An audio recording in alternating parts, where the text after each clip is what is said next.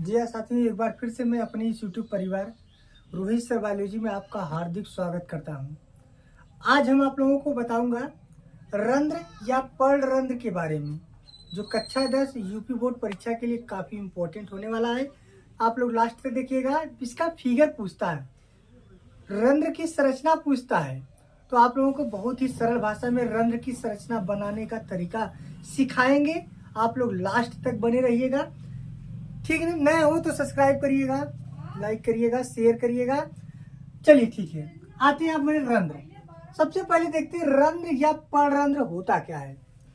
रंध्र पर्णरंध्र दोनों एक ही चीज है, क्योंकि पर्ण माने होता है पत्ती और रंध्र माने होता है छोटे छोटे छिद्र। पत्तियों के जो पौधे के जो हरे भाग की जो पत्ती होती है और उसके जो कोमल भाग होते हैं, कोमल का मतलब जो एकदम सॉफ्ट होता है, ठीक है ना। कोमल भाग पे छोटे छोटे छिद्र पाए जाते हैं, जिसे रंध्र कहते हैं। और ये रंध्र शब्द आया कहाँ से, देखिए पहले सबसे पहले जो स्टोमाटा लिखा है, इसकी इंग्लिश है।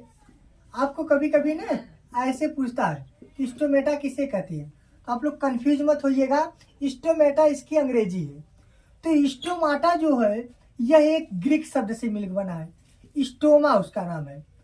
स्टोमेटा एक ग्रीक वर्ड है, ठीक है। ग्रीक वर्ड है। ग्रीक माने क्या होता है, ग्रीस। ग्रीक का पुराना नाम क्या था, ग्रीस था। हिंदी में यूनानी कहा जाता है। तो यूनान देश से आया हुआ एक शब्द था स्टोमा। स्टोमा से ये मिलकर बना होता है। स्टोमा का मतलब होता है माउथ। क्या होता है, माउथ। और माउथ का मतलब क्या होता है, मुख होता है। इसका मतलब है कि स्टोमेटा एक मुख यानी एक छिद्र जैसी संरचना से बताता है या उससे बना होता है। तो अगर आपसे कोई पूछे कि स्टोमेटा शब्द की उत्पत्ति कहाँ से हुई है, तो स्टोमेटा शब्द की उत्पत्ति स्टोमा, ग्रीक भाषा स्टोमा जो है उसी से हुआ है। और ये ग्रीक भाषा जो स्टोमा है, इसी ग्रीक भाषा स्टोमा से स्टोमेटा शब्द की उत्पत्ति हुआ है, जिसका अर्थ होता है माउथ या मुख। समझ में आया। चलिए ठीक है, अब शुरू करते हैं स्टोमेटा होता क्या है। चलिए सबसे पहले बताते हैं। चलिए अब आगे बताते हैं होता क्या है। देखिए लिखिएगा थोड़ा सा। पत्तियों, पौधे के पत्तियों तथा अन्य कोमल भागों में छोटे छोटे छिद्र पाए जाते हैं।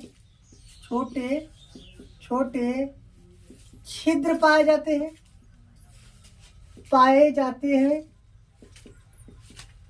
जिसे रंध्र या पर्णरंध्र कहा जाता है।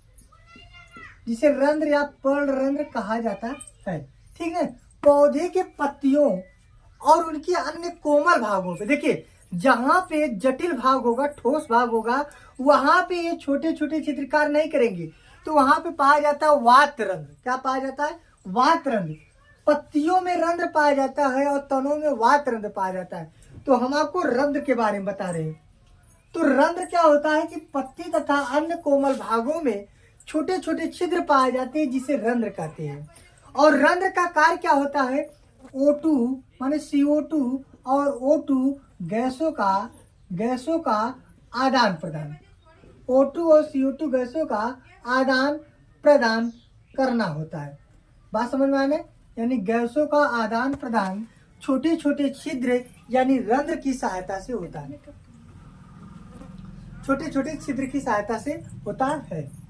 बात समझ में आ कि नहीं, इतना आप लोग नोट कर लीजिएगा। अगर कोई पूछे कि रंध्र का कार्य बताइए, तो कह दीजिए कि पौधों में गैसों का आदान प्रदान जिस छिद्र की सहायता से किया जाता है, उन्हीं को रंध्र कहा जाता है। पाया कहा जाता है यह पौधे की पत्ती तथा उनके अन्य कोमल भागों में पाया जाता है। चलिए ठीक, इतना आप लोग नोट कर चुके हैं।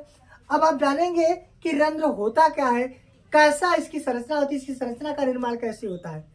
चलिए ठीक है, सबसे पहले बात करेंगे।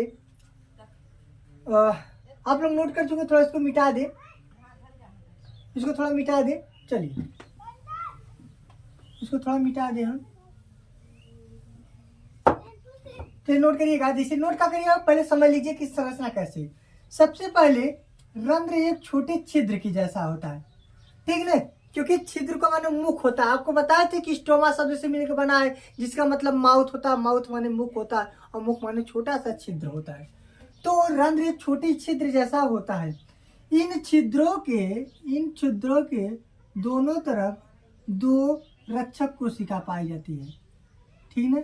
क्या पाया जाता है? दो सेम के बीज की आकार की दो रक्षक पाया जाता है, ठीक है। सेम के बीज, सेम तो पता है आप लोगों को, ठीक है। गांव में जो सब्जियां उपजा होती है, सेम की सब्जी होता है, जो चोखा वोखा बनाया जाता है, वो सेम, उसी के बीज की आकार की दो रक्षक कोशिका पाई जाती है। और इन रक्षक कोशिका में देखिए दो भित्ति है, एक बाह्य भित्ति है और ये देखिए एक आंतरिक भित्ति है, ठीक है ना। ये रक्षक कोशिका में कितनी भित्ति है? दो आवरणों से ये घिरा होता है, एक बाह्य आवरण से, एक अंत आवरण से। फिर समझिए कि यह रंध्र एक छोटे छिद्र जैसा होता है। यह दो आवरणों से घिरा होता है, यानी दो भित्ति पाई जाती है, एक बाह्य भित्ति पाई जाती है, एक अंतर भित्ति पाई जाती है। बाह्य भित्ति जो होती है पतली होती है। बाह्य भित्ति क्या होती है? पतली बाह्य भित्ति। बाह्य भित्ति, अभी इसका नाम नोट कर लीजिए तुरंत। बाह्य भित्ति कैसी होती है? पतली होती है। और आंतरिक भित्ति कैसी होती है? आप इसको कह दीजिए मोटी आंतरिक भित्ति। माने कि जो अंदर वाली भित्ति होती है वो क्या होती है? मोटी होती है। मोटी आंतरिक भित्ति और पतली बाह्य भित्ति पाई जाती है। अब आप देखिए, ये छोटा छोटा छिद्र पाया जाता है, इसी को क्या कहते हैं? रंध्र कहते हैं। एक रंध्र की कोशिका पर दो सेम के बीज की आकार की, कैसा आकार है? सेम के बीज की आकार की, सेम के बीज की आकार की दो रक्षक कोशिका पाई जाती है, या गार्ड सेल कहा जाता है, या गार्ड सेल कहा जाता है। जैसे आप अपने घर, जैसे ये घर है और आपका ये द्वार है, तो घर के द्वार पे जैसे ये छिद्र हो गया, जिसे हम रंध्र छिद्र कह दिए। इसके बाद इसमें दो गार्ड पाए गए। गार्ड माने क्या? जो उसकी सुरक्षा करता हो। वैसे इसमें दो गार्ड सेल पाया जाता है, और ये गार्ड सेल क्या करता है? इसकी सुरक्षा करता है। गार्ड सेल का मतलब क्या होता है? जो इसकी सुरक्षा करता हो। समझ में आया कि नहीं आया? चलिए ठीक, जिसे रक्षक कोशिका कहते हैं, ठीक ना। रक्षक कोशिका या द्वार कोशिका भी इसे कहते हैं। इसे रक्षक कोशिका, द्वार कोशिका। इसके बाद क्या होता है? इसके चारों तरफ सहायक कोशिका पाई जाती है। तो सहायक कोशिका आप ऐसे धीरे धीरे पहले बना लीजिए। देखिए कितने शॉर्टकट में आप ये फिगर तैयार होगा आपका, ठीक है ना। आप ऐसे बना लीजिए इसको।